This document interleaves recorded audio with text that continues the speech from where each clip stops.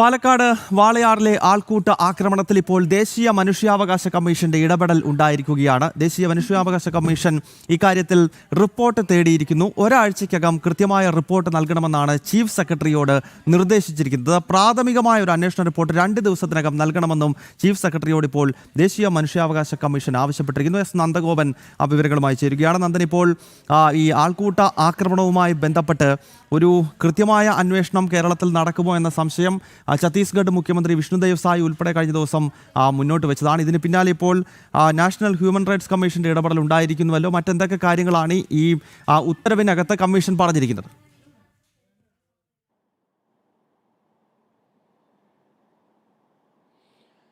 ഛത്തീസ്ഗഡ് സ്വദേശിയെ പാലക്കാട് വാളയാറിൽ ആൾക്കൂട്ടം ചേർന്ന് കൊലപ്പെടുത്തിയ സംഭവത്തിൽ ഇപ്പോൾ അത് ദേശീയ തലത്തിൽ കൂടുതൽ നടപടികൾ ഉണ്ടാകുന്നു എന്നുള്ളതാണ് മനസ്സിലാക്കേണ്ടിയിരിക്കുന്നത്. പ്രത്യേകിച്ച് ഇപ്പോൾ ദേശീയ മനുഷ്യാവകാശ കമ്മീഷൻ ഈ വിഷയത്തിൽ ഇടപെട്ടിരിക്കുന്നു.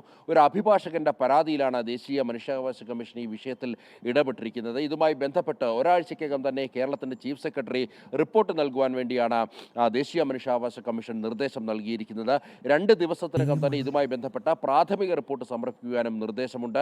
ഇതുമായി ബന്ധപ്പെട്ട് ഈ റിപ്പോർട്ട് ലഭിച്ച ശേഷം കൂടുതൽ നടപടികൾ സ്വീകരിക്കുമെന്നാണ് ദേശീയ മനുഷ്യാവകാശ കമ്മീഷൻ വ്യക്തമാക്കിയിരിക്കുന്നത്.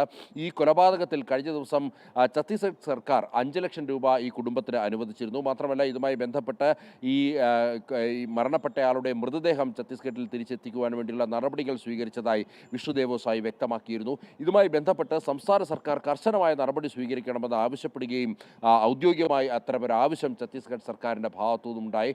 ഇതുമായി ബന്ധപ്പെട്ട് 10 ലക്ഷം രൂപ നേരത്തെ സംസ്ഥാന സർക്കാർ ഈ ഒരു കുടുംബത്തിന് പ്രഖ്യാപിച്ചിരുന്നു. ഏതായാലും ഈ ഒരു വിഷയത്തിൽ, അതായത് ഈ ആൾക്കൂട്ട കൊലപാതകത്തിൽ ഇതുമായി ബന്ധപ്പെട്ട വിഷയത്തിൽ ഇപ്പോൾ കൂടുതൽ കർശനമായ നടപടികളിലേക്ക് കേന്ദ്ര ഇടപെടലുകൾ കൂടുതലായി ഉണ്ടാകുന്നു എന്നാണ് മനസ്സിലാക്കേണ്ടിയിരിക്കുന്നത്. ഗൗതം.